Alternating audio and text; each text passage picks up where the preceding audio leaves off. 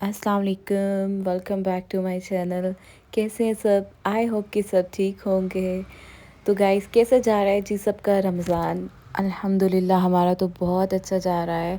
माशाल्लाह से एक वीक गुज़र भी गया और पता भी नहीं चला बिल्कुल, क्योंकि वेदर इतना अच्छा है, ना तो भूख लगती है ना ही प्यास। समझ भी नहीं आता इतनी जल्दी रोज़ा गुज़र जाता है। और मैं तो इतनी बैठी हुई हैरान हो रही थी कि अभी हम लोग कह रहे थे कि रमज़ान आएगा आएगा, और अभी देखें कि एक वीक गुज़र भी गया। अल्लाह पाक हमें ये पूरा रमज़ान रोज़े रखने की हिम्मत दे और नमाज़ पढ़ने की, इबादत करने की ज़्यादा से ज़्यादा तौफ़ीक दे, ताकि ये बख्शिश का महीना है और इसमें हम कुछ ना कुछ पा लें। रमज़ान का महीना तो मुझे बचपन से ही बहुत बहुत ज़्यादा पसंद है, और माशाल्लाह से ये तो होता भी रहमतों वाला महीना है। और अभी तो मौसम भी इतना अच्छा हो रहा है कि बस रमज़ान करीम की रहमतों को तो चार चाँद लग गए हैं। तो काफ़ी दिनों से जी मैंने कोई भी व्लॉग अपलोड नहीं किया था, क्योंकि रमज़ान करीम में तो इतनी कोई बिज़ी रूटीन होती है ना, समझ नहीं आ रहा होता कि क्या करे बंदा और क्या रिकॉर्ड करे। टाइम ही नहीं मिल रहा होता बिल्कुल व्लॉग के लिए। तो आज हम लोग जा रहे थे जी बाहर अफ्तारी के लिए, तो मैंने सोचा क्यों ना एक व्लॉग मुझे रिकॉर्ड कर लेना चाहिए अच्छा सा। तो कल जी बैठे-बैठे मुझे मेरी एक फ्रेंड ने भेजी इफ्तार बुफ़े की वीडियो, फूड ब्लॉगर की। तो मैंने कहा कि हम लोगों को भी यहाँ पर जाके ट्राई करना चाहिए। होटल था जी G8 में लैविश डाइन। तो मैंने कॉल की रिज़र्वेशन के लिए, तो उन्होंने बताया कि हाउसफुल है, तो आपको नेक्स्ट डे की रिज़र्वेशन मिल जाएगी।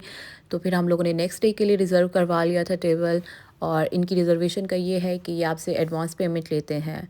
तो ये जी लाइव टाइन का बाहर से व्यू था। आगे चल के मैं आपको इनका मैं फूड भी रिव्यू करूँगी कि कैसा था।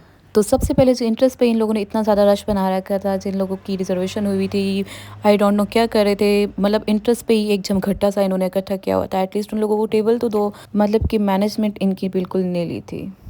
हम लोग बस एंड टाइम पे भी पहुँचे थे, तो इफ्तार बुफ़े इनका बिल्कुल रेडी था, जो कि डिशेज़ आप लोगों के सामने है। इसमें सैंडविचेस थे, ये चना चाट थी, रशियन सैलेड था। मुझे इनके सैंडविच बहुत अच्छे लगे थे, मतलब कि पूरे इफ्तार बुफ़े में सबसे ज़्यादा जो खाने वाली अच्छी चीज़ थी, वो इस सैंडविच ही थी।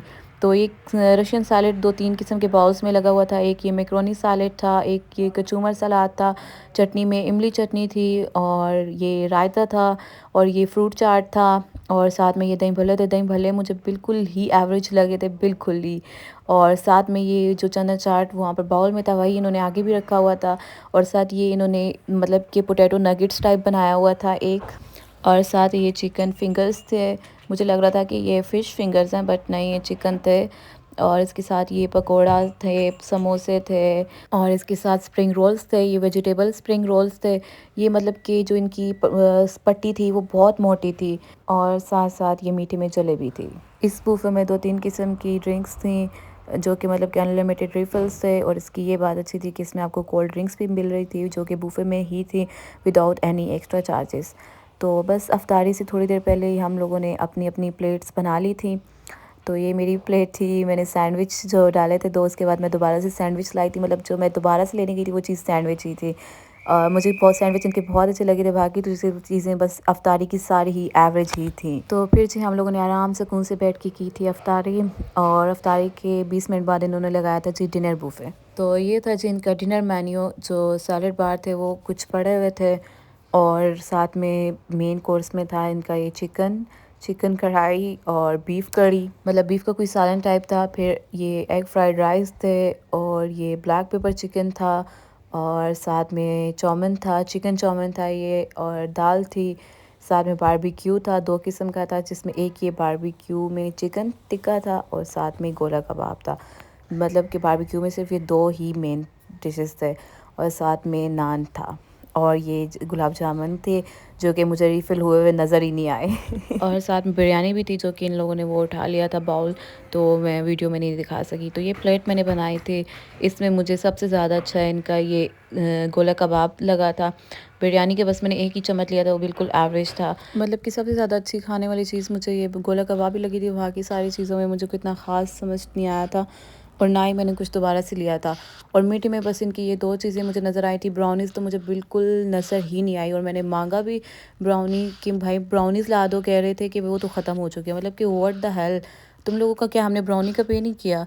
क्यों ख़त्म हो गया? आप लोगों को इतनी ज़्यादा, आप लोगों के 4 फ्लोर हैं, इतने ज़्यादा लोग आए हुए हैं, तो कम से कम मैनेज तो करो। मीठे में घी तो बिल्कुल ही, मतलब कि बस क्या बोले बंदा। और कस्टर्ड जो था वो मैंने थोड़ा खाया था, वो अच्छा था। बाकी मुझे कुछ इतना ख़ास नहीं लगा इनका बूफे, मतलब कि 2000 ये बोल रहे थे और इस पे टैक्स इन्होंने 400 रखा हुआ था, मतलब कि 2415 रुपीज़।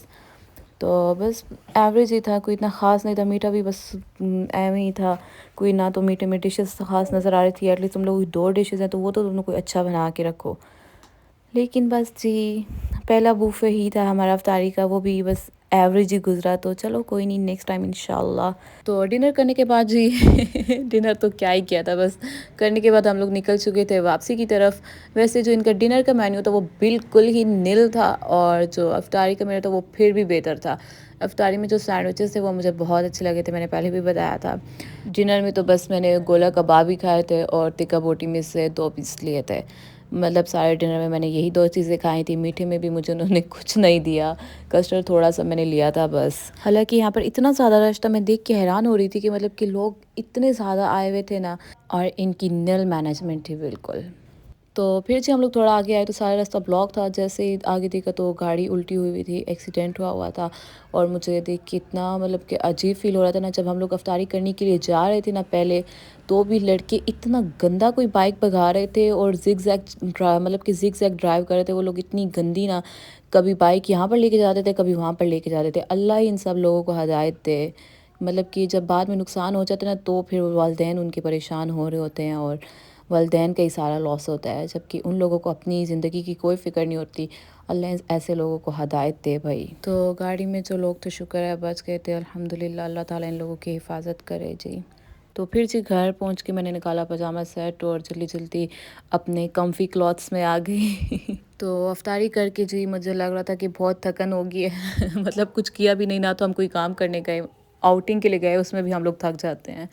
असल में बस रोज़ा खोल के ना बंदा कुछ खा लेते ना, तो फिर और एक नेक्स्ट लेवल का नढाल फील हो रहा होता है मतलब जब तक रोज़ा नहीं खुला होता ना, वो तो एक अलग किस्म की फीलिंग्स होती है, लेकिन जैसे ही रोज़ा खोल लो ना और कुछ खा लो, तो फिर इतना ज़्यादा ऐसे लग रहा होता है कि इतना ज़्यादा डाउन हो गया बंदा, बहुत ज़्यादा। तो जी मैंने जैसे बताया था कि मैं लाइफटाइन का भी रिव्यू करूँगी, तो वो मेरी बातों से आप लोगों को आइडिया तो हो ही गया होगा भाई। मेरा तो इधर कोई इतना ख़ास एक्सपीरियंस नहीं रहा। मतलब इन पैसों में और काफ़ी होटल्स हैं जो बहुत अच्छा मेन्यू दे रहे हैं, और आई डेफिनेटली नो कि उनकी मैनेजमेंट भी इससे बहुत ज़्यादा बेहतर होगी। तो भाई 5 आउट ऑफ 10 अगर मैं रेट करूँ इसे तो फिर जी मैं आ गई अपनी मसाज चेयर पे अफ्तारी के बाद मैं हमेशा आके इस पे बैठती हूँ और 15 मिनट आराम से मसाज करवाती हूँ।